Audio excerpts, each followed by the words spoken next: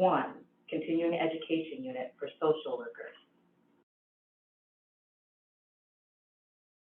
So if you are a social worker and you would like a certificate after watching this program, please email Amanda Painter.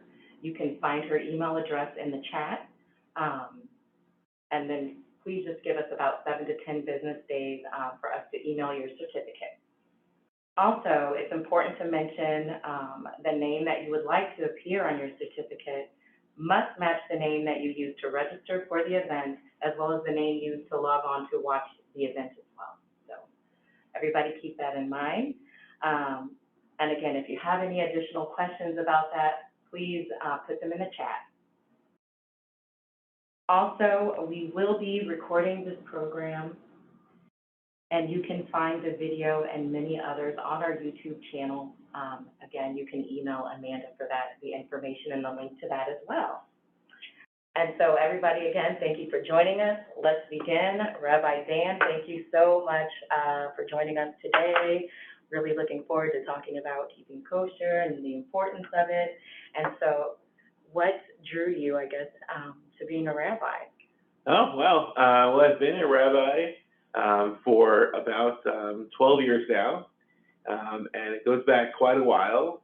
I grew up in a small Jewish town in Westchester, New York, and I found the need to go to synagogue as a child, and wanted to, as I grew up, wanted to find a diversity of ways for people to connect with coming to synagogue, not just for prayer, but also through social events, social action events, and various ways that people want to be with each other.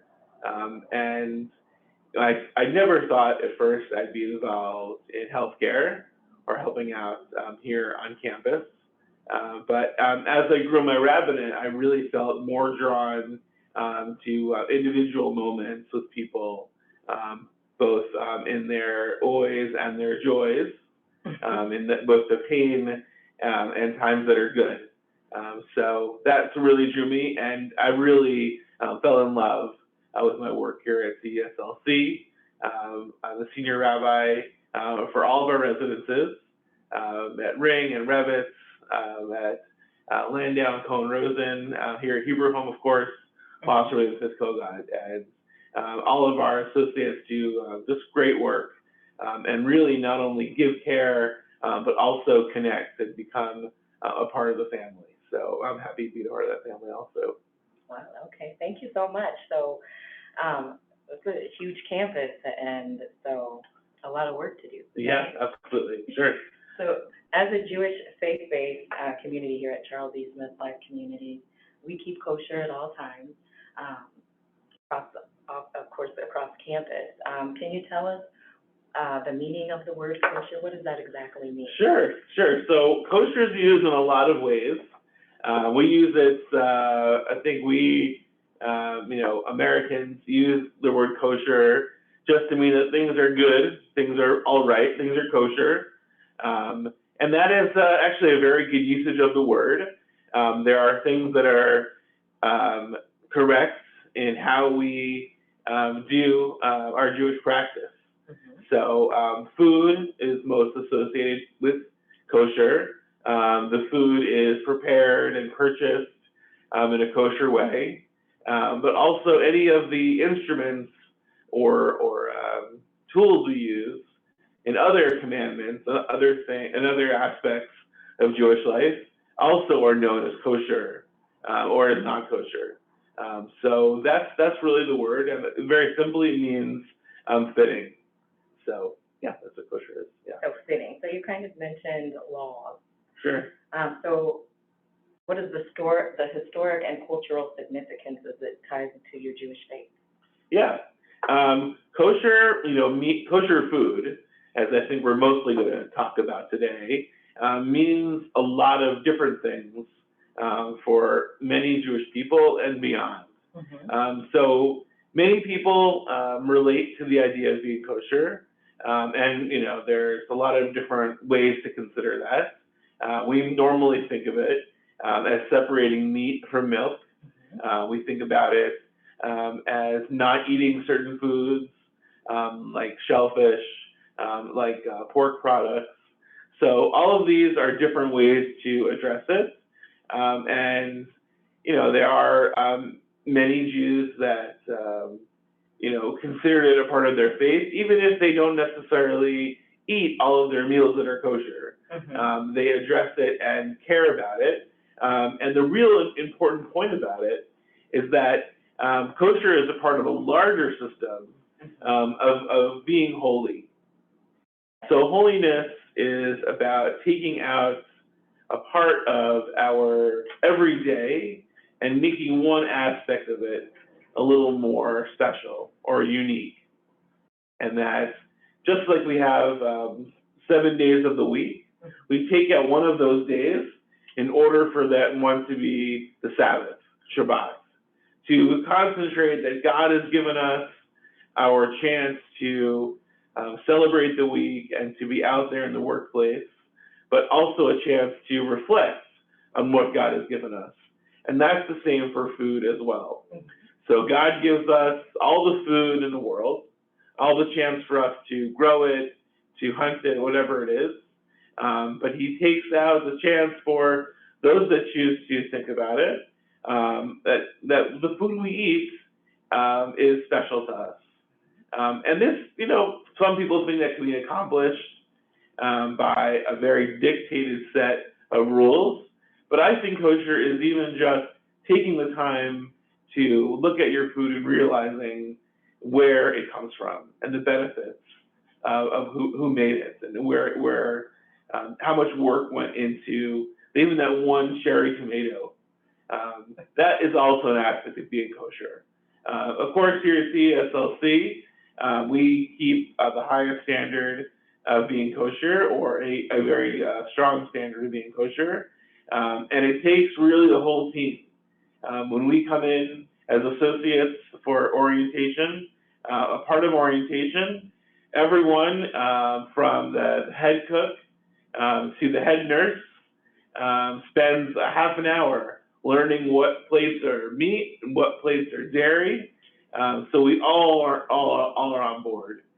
There's a central team of about 20 Jewish associates that are actually from a third-party vendor called the Capital K. But they're really a part of our associate team. They really look like any one of our colleagues. They wear a CESLC ID, and they're here whenever the kitchen is open. So they're here from 5 o'clock in the morning until that first door opens to our kitchen, until 8:30 at night when the doors close. But also our kitchen staff who are not necessarily 100% Jewish. They have really given their life. Many of them have been here for years and know many of the laws. If you don't mind, just last week I was given a chance, just on one occasion, to be there very early in the morning to help open up one of our kitchens. And one of our associates, and I'll say his name, Fernando, who is not part of the central kosher team, but is one of our central kitchen staff, was running after a delivery truck and saying, "Stop! Stop! It's Sukkot. It's a special holiday where we don't allow deliveries to come in. Just as we don't allow deliveries on Saturday, on Shabbat, we don't allow deliveries on our major holidays." And there was a truck, must have been 30 feet long, and he said, "Get it out of here," in a very nice way. But the point is that we're all on the same team. We're all working together to keep our residents kosher. I like food kosher. Yeah. Very vigilant Yeah. about honoring that tradition. Yeah. So why is it so important that we continue to honor that tradition here at Right. Charles E. Smith Life Communities, keeping kosher? Why do we keep kosher here? Right. So we want to make sure that our homes our residences are open to all people of all faiths and all backgrounds. Of course, that's the ethos of many campuses like ours. One obstacle to some campuses is that not all campuses that are not Jewish related, they do not have kosher food as their main cuisine. They will most likely be able to get some accommodation according to the preference of the residents, of the person coming in to live there. That might be, the person may want something that's kosher in style, but may not be certified as kosher, whereas we are certified kosher, or they may bring in 3-4 meals a day that are certified as kosher. Those meals, obviously, while I'm sure are very fitting when they're made, may lose some of that quality in deliverance. So we want to make sure everyone that comes here not only gets kosher food, but feels they're in a Jewish home. And for the most part, I think our residents, even if they come from a home where they didn't keep 100% kosher, what they know is a Jewish home is a kosher home. And I think even that people that don't keep kosher or that aren't even Jewish, they know coming in to a Jewish home, they expect it to be kosher. And that's what we honor as one of our higher traditions. Okay, great. And so you kind of mentioned earlier already that there's a central kosher team. And we mentioned kosher kitchen and things like that. Is there a process or a standard followed when keeping a kosher kitchen? Yes, so there's quite a list of how to keep a kosher kitchen. I think the very basics is that, when one first moves into a home, they need to make sure that they clean their surfaces well, and they kosher. We've made a verb out of the word kosher. They kosher their kitchen. Okay. And that can be in a full range of processes, whether it's, as simple as just scrubbing down your counters. But some people would take a blowtorch to their ovens and other parts of their house.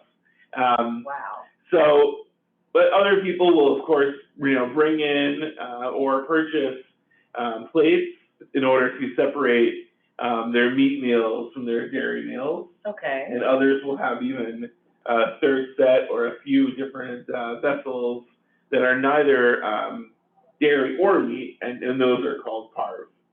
Parve. So things that are either meat or dairy, and even fish would be a category. It's not even meat. So that's considered to be that. So that's what goes in. But of course, and nowadays, many rabbis and other professionals that know what they're doing can help out in making homes kosher, and also can find ways to cater to people's individual preferences about what that means for them to be kosher. So I have a question. So you mentioned different dishes for meat and dairy and some parve dishes. So do you need 2 refrigerators, 2 ovens, 2 stoves? Right. All this is really on a spectrum. And, I want to emphasize that kosher really means a lot. On our campus, we have separate kitchens. Okay. For meat and dairy, or at least very separate areas for all of those things. To make, because we're on such a large scale, feeding 1,100 people every day, 3 times a day, we want to make sure it's as easy as possible, and also to increase the quality of our food and the diversity of our food. But in my private home, I have just 1 oven and 1 refrigerator. Okay. And just as a side note, me as the rabbi in my home, I'm always the one that makes the mistake that my wife and I have to then later correct about being kosher, but that's just me. Okay, can I ask what's one of the mistake you make most of the time? Yeah, no, so it's usually putting back the forks and knives. If they're not put back carefully by, let's say, my children, it's very easy to grab the wrong fork from the drawer, and then set the table with that item. So then my wife will see the glaring mistake of a different pattern in the cutlery. So luckily that actually wouldn't result in that much correction, but that was a famous mistake of mine. So now I hadn't even thought about the utensils. So there's different utensils as well for? That's right, yeah. You know, in the stricter houses, you'll have 2 sets of cutlery in addition to 2 sets of plates and everything else, serving. So then I must imagine that cleaning would be challenging. Right. At home. So our residents who like to keep kosher in Ring House and Rebbit's house, I imagine they have to clean do they have to clean the oven, or when you're at home, do you have to clean the oven a certain way in between? Right. Yeah, so that's true also. So, you know, first of all, in each apartment at Ring and Rebbit's, everyone is, of course, you know, allowed to keep their kitchen any way they see fit. They, you know, they can have their own lobster thermidor for themselves in their own kitchens. And there's no need in their own apartments to keep kosher. But if they choose to, they need our assistance. We're always happy to help them. And well, I think you answered your question. And in our other kitchens, then yeah, there are staff that help out in order to make sure that things are kept in the right way. And then you keep mentioning separating meat and dairy. What is the significance of the Jewish faith? Right, exactly. So, you know, in the Torah, it actually lists in 3 separate occasions not to cook a kid in its mother's milk. Oh. So when we think about the kid, the offspring of an animal, we don't want to cook it in the same pot as the milk that came from that offspring's mother. And the Torah doesn't really explain why. Over time, people have come up with various reasons. One of the more famous reasons more recently has been that it would seem a lot of the kosher laws revolve around health reasons. Okay. But others have made the argument that there is an unkindness in sort of eating one meal with the milk from an animal at the same time you're eating the offspring of the animal, as it were. As gruesome as that might seem. Now, and there are you know other laws that we have that may also lead us to think that somehow just demonstrating the separation of the two understands that extra level of kindness we're trying to do. Now, at the end of the day, eating meat is certainly not kind to an animal. And in fact, historically, or very historically, in the beginning of the Bible, God actually wanted humanity, all of humanity, to not eat any meat at all. Later, God, we believe, one theory, is that God saw that the world, humanity, was so violent towards each other that God decided to allow humanity and eventually the Jewish people to eat meat. But if we're going to do this cruelty, or at least to slaughter animals for ourselves, God realized the necessity. But if he was going to allow that, God also wanted to create a layer of kindness, sort of a protection of kindness around that. And even I think any rule that God required in being kosher allows us to think, what does it mean for us to take the life of an animal in order for us to eat that for our own fulfillment?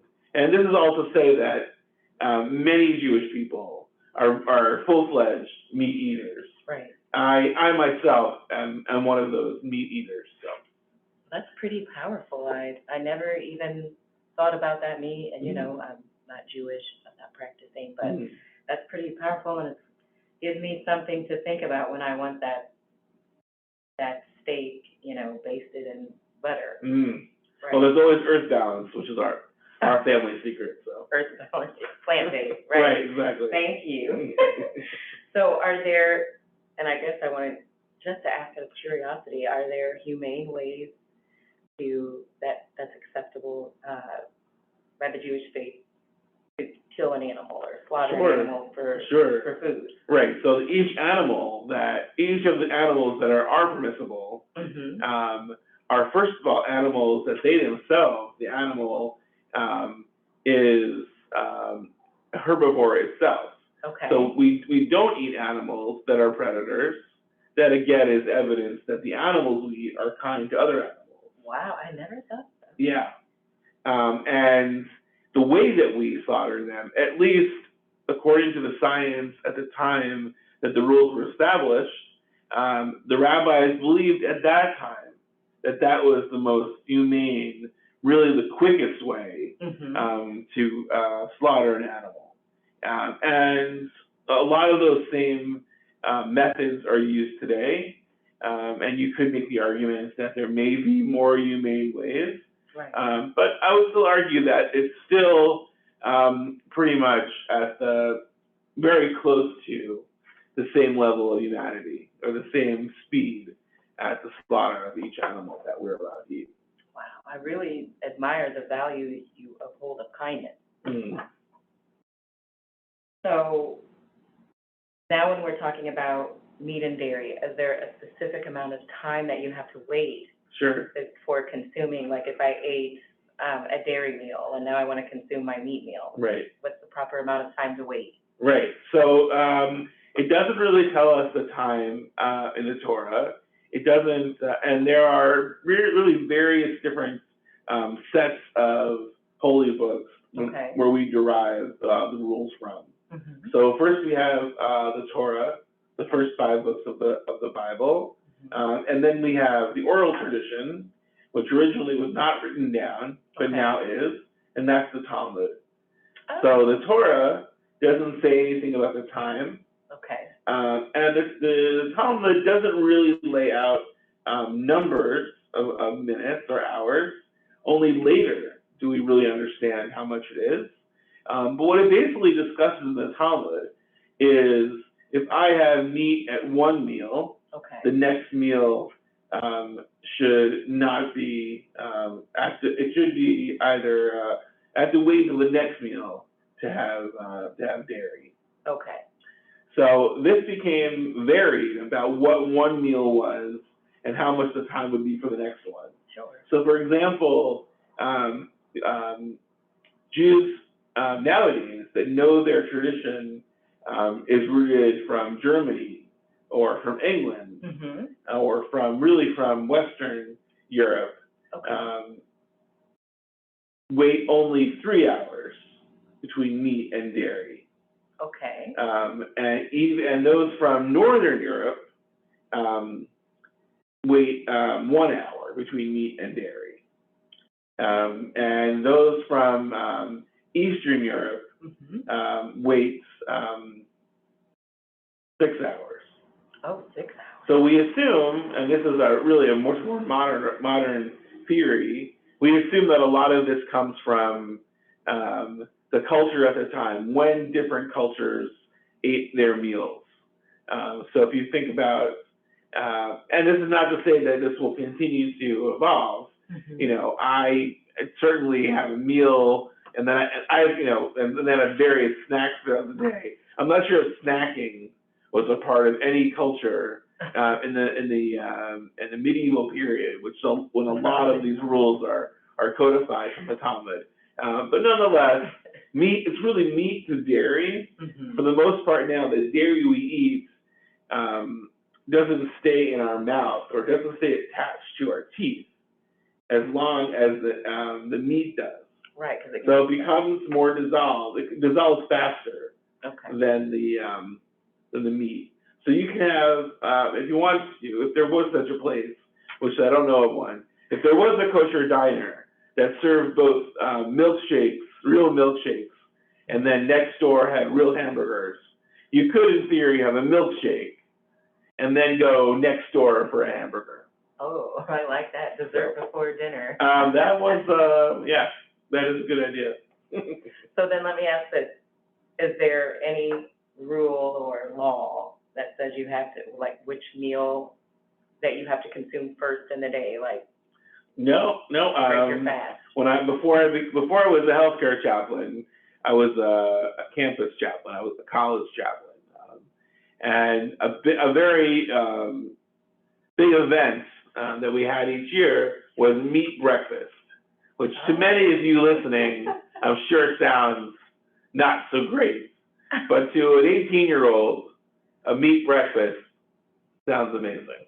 Sausage, bacon. Yes, exactly. Well, there's sausage and duck bacon. Oh, fancy. So yeah, I guess. Yeah, I wasn't there for it. So what were all the meats? Yeah, so it was actually in England. Before I came here, Okay. we worked in England. So there was a lot more choices of kosher sausage, obviously beef sausage. And we actually didn't have duck bacon, but that does exist. And then we'd have, eggs, and we had what they call a full English, if you know, or anyone listening knows what that is. But essentially beans, potatoes, grilled tomatoes. The one problem was we couldn't have real coffee or real milk in their tea. So yeah, first question popping up here from our folks. All right. Oh, this is my favorite. Let's see here. Okay, our first question says, tell us about a unique idea you have for some non-traditional meals. For example, how to make a cheeseburger. And I had this question later on. Okay, well, I'll first, there's a lot of different ways to eat a cheeseburger. I will say that if you look at our menus here on campus, I'm often really impressed with what our associates, our kitchen can do within the confines of being kosher. And a lot of the great ideas actually come right from our residents. So on our menu, not that this is a real person's name, because I wouldn't share someone's actual name, but you'll see on our menu, eggplant parmesan, suggested by one of our residents, Dina DeStefano, let's just say, which is just a friend of mine growing up, a name I'm using. But they really, if you look at a menu, you'd be very surprised it was kosher. Oh, really? Because they really take in ideas from the wide diversity of our residents. Mm-hmm. And we have all over our campus, we have residents coming from various faiths and backgrounds, and so they're able to bring that. But if you really want to talk about cheeseburgers, number one, I highly recommend all the plant-based food that's coming out right now. Mm. It's really done a big wonder for what it means to be kosher and probably vegan and vegetarian as well. And we serve, I believe, the Impossible Burger, which of course is just one of many options here, and that's a great way to start. I suggest brioche bun with cheddar cheese, personally. If you're going to grill your hamburger, please don't eat a cold bun. If you're going to grill a hamburger, grill a bun with it or broil it. Good for you. I agree. So I love to know that, because we have such a diverse population here on campus that you really take into consideration the palates of the residents. Yes, absolutely. Here. Sure. Right. So I have another question here. It comes from Brianna Flowers. Hello, Brianna. She says that I work for Adult Protective Services, and I often refer clients to Meals on Wheels. But are there any other kosher meal delivery programs for the elderly? That I'm not sure about. I know that my colleagues can follow up with you, Brianna, about some different options, but I happen not to know about those provisions. Yeah, we'll try to see if we can connect offline and give you some resources, Brianna. Okay, so do you get inspiration from residents of other faiths? Right. Yeah, absolutely. So, we often see, I wouldn't say necessarily other faiths, but certainly, we don't, we serve a lot of Israeli food. We serve a lot of Italian food. We serve I don't know why those two are sticking out. Chinese food, and a lot of food, I think, from Persian food. So a lot of these do come from residents' choices, and we try to feature where we're given permission from the resident. We try to feature that person's name in the menu. Wow. So it will say lasagna offered by Dina DeStefano in the menu itself. So it really feels like a family.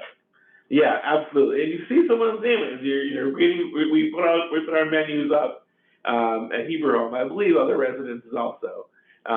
We put the menu up near the elevator. So even when associates are waiting for the elevator, you see these names, and you're reminded, that we're not working in an office. We're not working in a hospital. Associates, all of us, are working in someone's home. Yes. And seeing those names really remind us of that. Miss Marie says, she asks, are the rules about clearing out food items in pantry in springtime part of keeping kosher? Yes, absolutely. A whole other part of keeping kosher here on campus and in many homes across the world is cleaning for Passover. Okay. So I don't know about other, maybe other people cleaning as spring cleaning, but I often wonder, is that where spring cleaning comes from? But when it comes time for Passover, not only do we have different plates for meat and dairy, but many people have different plates and other service items for Passover. Because on Passover, many Jews, or at least the Torah tells us, not to eat anything that has any leavening in it, what we call chametz. Okay. So that means, when you mix flour and water together, that can turn into matzah. Or if you put yeast in it, or if you just wait for the flour and water to mix for a long enough time, that'll eventually rise into bread. So when we cook that takes away the potential of it being leavened, and you make it matzah, that lovely large saltine you'll see on the shelves starting, sometime in February, and probably, now also actually. But even the tiniest crumb of leavened bread could affect something from being ready for Passover to something that we would just eat the other weeks of the year. Oh. So we go through all of our kosher eating areas, and that's all of our dining rooms and all of our residences, and we clean all of that. Then we thoroughly clean our kitchens. We take out plates that are only used for that week. We take out cutlery. I believe we take out even our pots and pans. We do a whole switchover, and our staff has a particular obstacle in that on one meal, they need to serve food that's ready to go for the rest of the year. Our residents want bagels in the morning and matzah at night. Okay. So bagels that are ready for the year, and then 12 hours later, whatever it is, we have to be ready to go for the first meal, the first Seder for Passover. And that's a lot of work, and I've been in the kitchens for that, and the whole team again gets down, rabbis next to culinary artists, scrubbing the grills and everything else. Wow. So that there's not even any trace of those crumbs. It's quite a scene. So what is the significance? Why no leavening agent during Passover? So there's a lot of different ideas about it. I think the most basic idea is that when we left Egypt, we needed to leave in a hurry, and we didn't have time to wait for that bread to rise. So every year when we celebrate this holiday, we're really celebrating that God gave us this chance for a moment of freedom right away. And perhaps again on Passover, we're celebrating that at the time But we also want to say that anytime we can be freed from things that are causing us pain. Wow. At any moment, we should be ready to go for better days. Thank you. That's pretty beautiful. So Marie has a great question here. All right. About eating parv. Okay. No, you go ahead. No, I was saying, so Marie seems to be asking, are our residents eating parv diets? So our residents eat both meat and dairy. So we typically have dairy in the morning, as I think most people do, unless they have meat also. But I think most people want milk in their coffee and cream cheese on their bagels. But we alternate between having meat lunch at Hebrew Home, where we serve lunch. We've been having a meat lunch, I think, on Tuesdays and Friday night and Shabbat and Saturday morning. Saturday lunch are meat meals, meat lunches, and the other lunches are dairy, and then we flip for dinner. And in our at Ring and Revitz and Landau, we have usually a dairy breakfast and a meat or a dairy dinner. So parv, 100% parv. While we do have fish for dinner sometimes, that also is usually a dairy meal. Because if you're not gonna have meat, you might as well have butter ready for your bread. Oh yeah, I'm hungry. Yeah, it's a good thing it's lunchtime. Thank you for that question. Also, Maria is asking, well, she's stating, I have several Jewish friends who are vegan, so their diet has no meat or dairy. Can they eat their Impossible Burger on the same plate as their seed-based cheese? Great question. Okay, wait, so, yeah, so you're saying, the simple answer is yes. Those that are vegan obviously have, those that are vegan have a lot less obstacle to eating meat and milk together because they eat neither of those things. So there's a whole chain now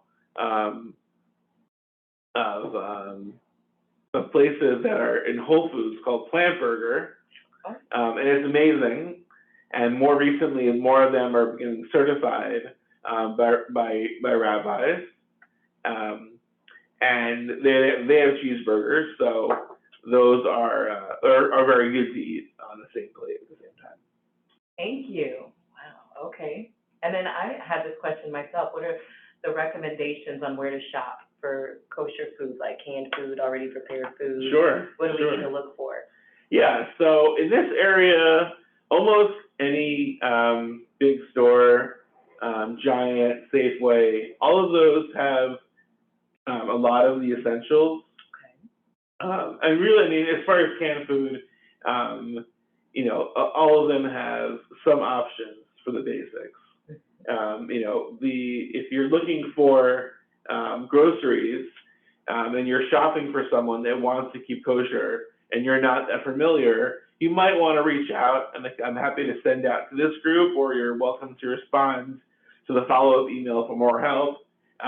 But there's basically a list of different symbols to watch out for on foods, because there are big organizations like the Orthodox Union, our local organization on the capital K, or a slightly less local but still is in the state from Baltimore, is the HUFK. All of these organizations go through the work of making sure these larger factories are putting kosher food in the cans or whatever it is, in the processed foods, and then putting the right symbol on it.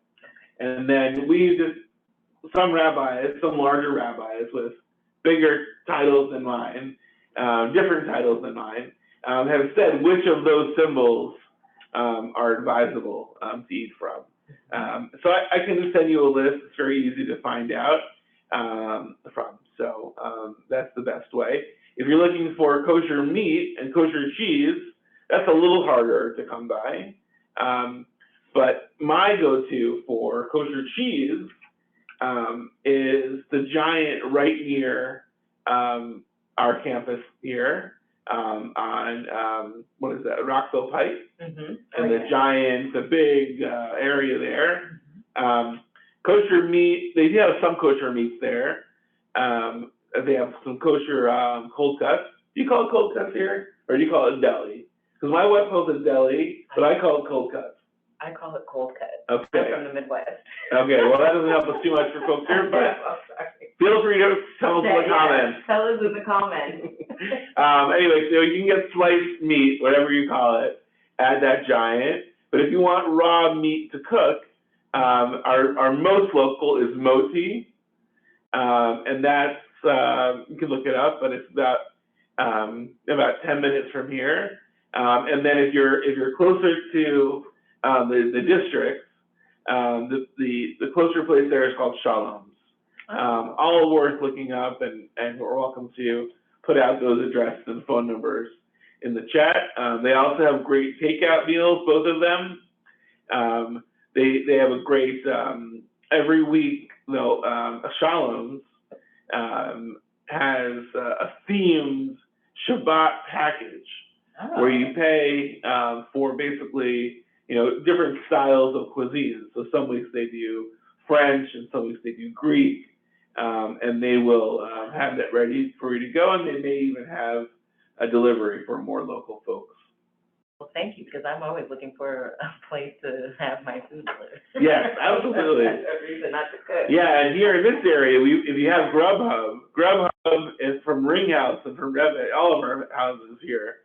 Grubhub, you can order from Oh Mama, which is like Israeli grill, like falafel and shawarma, and then also Plant Burger. Those are the two that I order more often than I should. I wonder if anybody is as hungry as I am. So, I have a question, I guess, that there's foods restricted. Is it just pork, and why? Is it just pork? No, so we have pork, shellfish. So basically, we're separated between land animals, birds, and fish, sea animals. Okay. So in the list of land animals, we don't eat animals that are predators for the most part. Right. So they need and particularly in the way that their hooves are that God made their hooves. So a cow has split hooves, so they actually walk slower and therefore are known to be not predators. Right. So that's why pigs aren't allowed, but also any of the tigers. I don't know who eats tigers, but any of those things are allowed. Birds. So there's a whole list in the Bible that lists all the birds that are kosher. And again, only the predatory birds are the ones that are obviously excluded. Turkey is not in the Torah. Oh. So for some reason, the Torah never said you can eat turkey. And there are some Jews that won't eat turkey because it's not in the Torah. But later we discovered that it is okay, because many Jews, very celebratory, have a very grateful Thanksgiving, just the way any other American or Canadian might. Of course. Wow, yeah, I'm so glad that I love turkey. I do too. Thanksgiving is my favorite American holiday. Yes, me too. Yes. More. Do we have any more questions? Anyone? Oh, okay. Cold cuts. Yeah. Cold cuts, so Wisconsin. it is cold cut. Wisconsin. See here. Oh, thank you, Robin. Oh, yeah, thank you, Robin, for putting that in the chat for Oh Mama and Shalom. Okay. Okay, so we do have a question from Alan. Please ask, if you are a vegetarian, would that make you automatically kosher? So again, kosher means a lot of things to a lot of people. Any really celebration of Judaism has a very unique and specialized way that we all think about those days. When it comes to Shabbat, what does it mean to celebrate Shabbat?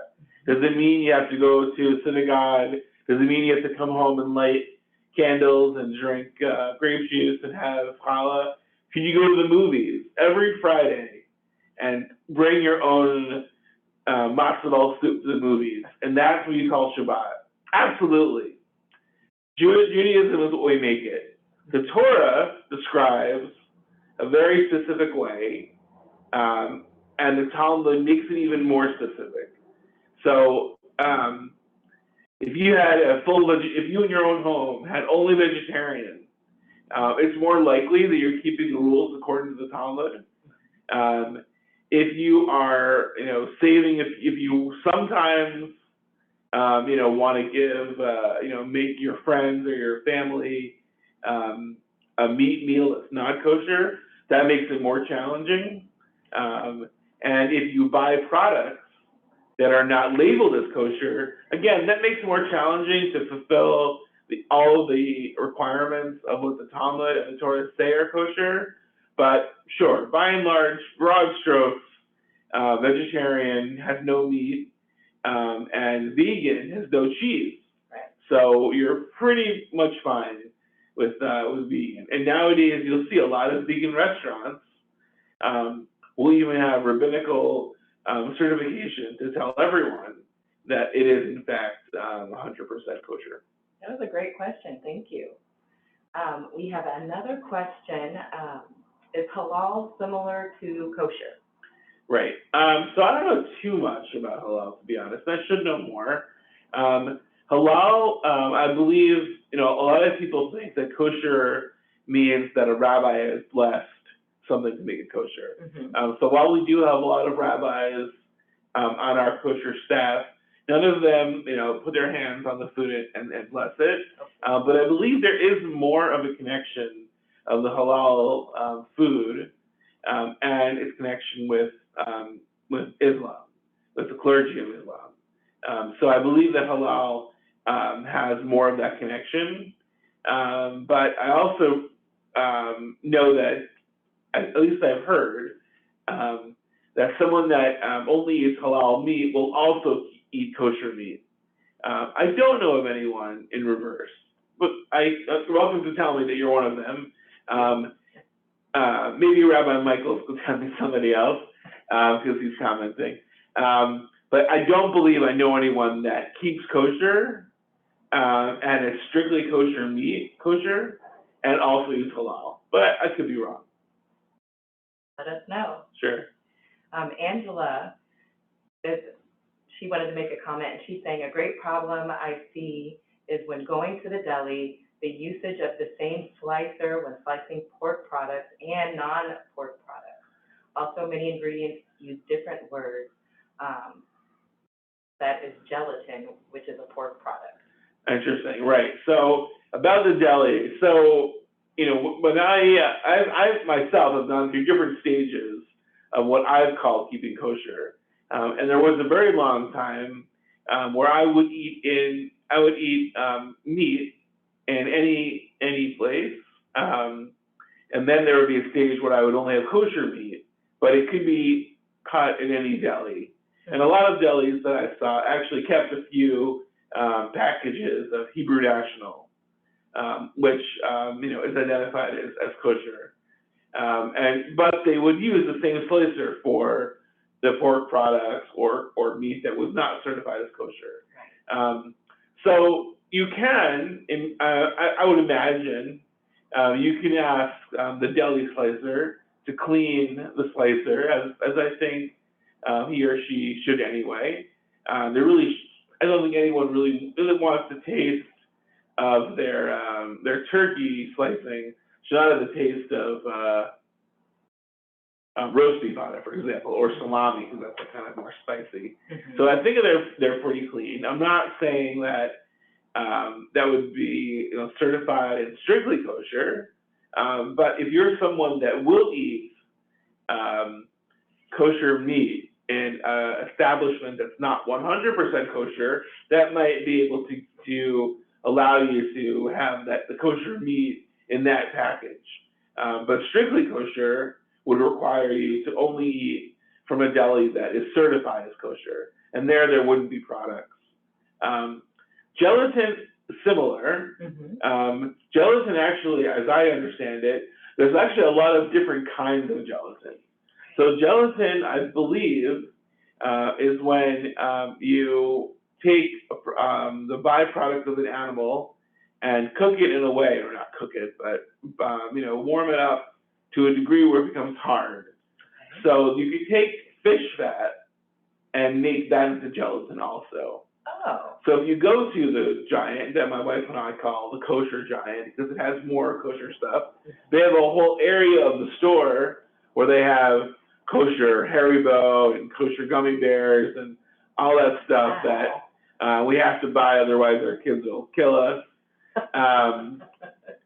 And that stuff is not made from obviously the same gelatin, but it would taste the same. And I know because I used to eat other kinds of gelatin. But again, if the reason we don't assume people will start investigating every kind of gelatin when they eat something. To read the ingredients and have to determine what's kosher and what's not kosher. And that's really why we have these kosher establishments that do all that work for us.